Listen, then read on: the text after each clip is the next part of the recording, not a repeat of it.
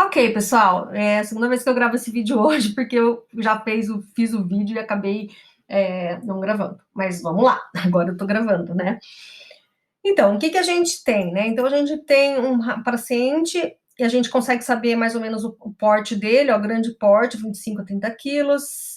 Ele tem 7 imagens, a gente consegue dizer que ele é grande também porque ele tem imagens mais craniais, imagens mais caudais, ou seja, ele não coube no meu exame para eu ver todo o tórax desse paciente. Então, são informações importantes, porque isso vai influenciar na minha análise. Então, sempre tem que olhar o todo desse paciente para ver realmente se está tudo certo, né? Aqui tinha umas flechinhas aqui, eu já vou falar por quê dessas flechinhas, né? Eu gosto de fazer o ABCD, como eu ensinei para vocês agora, me tria realmente olhar tudo. Porém, eu acabo sempre olhando primeiro as porções mais periféricas do meu exame. Não sei por quê, meu olho bate, eu olho sempre o canto. E nos cantos eu já consigo olhar os processos espinhosos e já verificar que a minha técnica está adequada, então o contraste está bonito, então beleza, então é um exame que eu posso avaliar tranquilo em relação à minha técnica. Eu vejo também o posicionamento, vejo que algumas não consigo ver a porção mais apical do pulmão, porém aqui eu consigo ver as porções mais apicais. E nas outras projeções a gente vai ver que a gente vê mais caudal. O membro está colocado na posição adequada também, né? Os membros estão puxados cranialmente, então isso realmente liberou o pulmão cranial, onde eu consigo avaliar ele super bem, tá bom? Ok. Então vamos lá, o A. O A é a traqueia, onde a gente vai olhar, então, airway, traqueia, a gente vai ver o diâmetro da traqueia como um todo, que ele tá no exame, né? Vou ver a posição, então se a gente traçar uma linha aqui, ó, vamos traçar um ponto de referência aqui, outro ponto de referência aqui próximo, ó. A gente vê que tem uma angulação de 10, 15 graus, que é o normal para a posição da traqueia. Então, a traqueia não está desviada, que é outra coisa que a gente olha. Então, a gente olha a silhueta, o contorno, o diâmetro e a posição. Ok, essa parte tá beleza. Depois, o B, os bones. Então, a gente vai olhar de novo, né? A gente vai olhar, então. Aqui eu já olho. A hora que eu olho o bone, eu já olho que tem presença de leves entensiofitos, aqui na verdade são osteofitos, desculpa, na região caudal da cabeça humeral e uma leve esclerose aqui na região da cavidade glenoide, ou seja, na região subcondral da cavidade glenoide. Tá? Isso indica uma osteoartrose, né, ou uma doença articular degenerativa crônica desse paciente no ombro. Ok, a gente vai descrever isso lá no laudo, mas isso é um achado colateral, não é um achado que eu estou pesquisando aqui, que seria metástase, tá bom? Eu gosto de escrever, a gente, apesar de ter o ABCD, às vezes o laudo por critérios de prioridade da doença também é uma forma interessante da gente escrever o laudo. E o que mais que a gente observa? A gente observa inúmeros entensiofitos, né, em praticamente toda a coluna torácica desse paciente. Alguns formadores de ponte óssea e outros não formadores de ponte óssea. A diferença entre osteofito e entensiofito é que o entensiofito é a região de inserção de um ligamento. E aqui é um ligamento que cola, na verdade, a face articular da vértebra ao disco, que chama-se ligamento de Charpey. Então, a literatura mais recente chama isso de entensiofitos, ao invés de osteofitos, ok? Ok. Então, olha, na porção mais caudal da coluna, porque eu já dei uma olhada no exame antes de gravar o vídeo, a gente verifica que alguns espaços, né, estão um pouco reduzidos aqui, inclusive talvez eu tenha até uma calcificação do disco. Ah, professora, mas está muito oblíquo. Sim, está muito oblíquo, mas eu não posso descartar aqui uma discopatia, então eu colocaria no laudo da discopatia. Eu não sei se ela está comprimindo alguma coisa ou não, se está protuindo ou não, mas eu sei que tem um disco já degenerado, tá bom? Então, são coisas que a gente pode colocar lá na minha descrição radiográfica. Ok, B, a gente acabou. Ah, não, não acabou. Ainda existem algumas degenerações das junções costocondrais, das junções externo-costal e das junções costocondrais, né? Ou das cartilagens costocondrais, a gente também observa algumas degenerações, que também é uma coisa meio comum, né, em pacientes mais velhos. Então, isso não dê tanta prioridade nisso no seu laudo, porque isso não é exatamente o mais importante aqui. Claro que você vai descrever, mas não precisa ficar tão, assim, dar tanta importância para esses achados, tá bom? B. C, coração.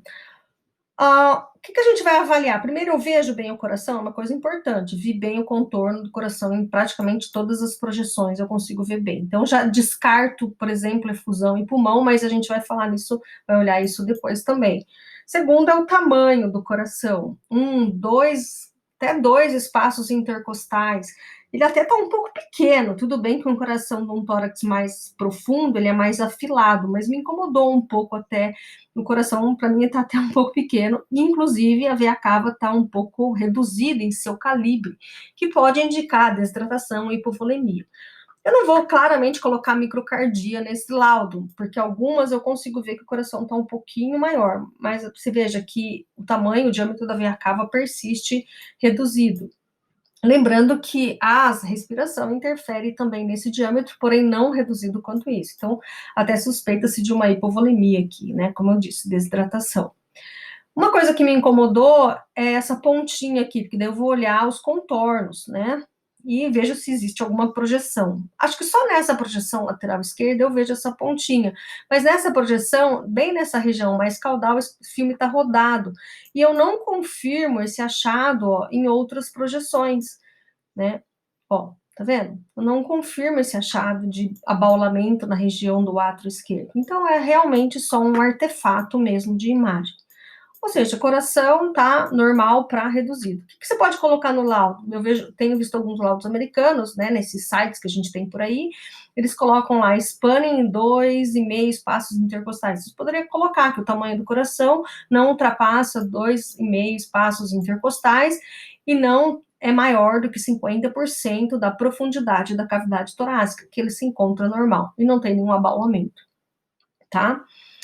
Ok, depois a gente tem coração mediastino. Veja, o mediastino é quando eu perco a visualização bonita, né, nessa região ventral da traqueia, por exemplo, quando eu vejo algum sinal de aumento de volume na região do externo, ou quando eu perco de ver bem a região da carina. E aqui eu vejo tudo bem, então o mediastino também está normal. E na VD também, ó, eu não vejo nada no mediastino desse paciente, né, bem na região central, tanto cranial quanto caudal, acho que ela tem uma mais caudal, eu também não vejo nada que me incomode em relação ao mediastino. Lembrando que aqui fica a plica mediastinal caudal. Às vezes eu vejo a plica mediastinal cranial no paciente gordo, tá? Beleza, mediastino, diafragma, normal, ok. Mostra para mim também que ele está na expiração em muitas das exposições, vejo super bem diafragma. Depois eu tenho espaço pleural, não tenho nada no espaço pleural, porque eu consigo ver bem o coração, né? E não vejo um afastamento do coração, então não tem pneumotórax nem, como chama? Efusão pleural. E por último, o pulmão. Veja, toda vez que eu tenho um cachorro grande, eu super interpreto às vezes. E esse paciente eu consigo ver bem os vasos, eu consigo ver, principalmente na região perilar, a parede dos brônquios maiores, mas na periferia não. E ele está na expiração, isso indica que essa porção do pulmão vai ficar um pouco mais opaca, porque ele não está totalmente inflado esse pulmão. Mas se a gente olhar todas as projeções, a gente vai ver que não tem nada, que está super bom, eu consigo ver bem as raízes, né, as árvores, que são os vasos pulmonares. Então, tá beleza esse pulmão, realmente, tá bom? Não tem nada nesse pulmão, não, tá tudo jóia esse pulmão, tá?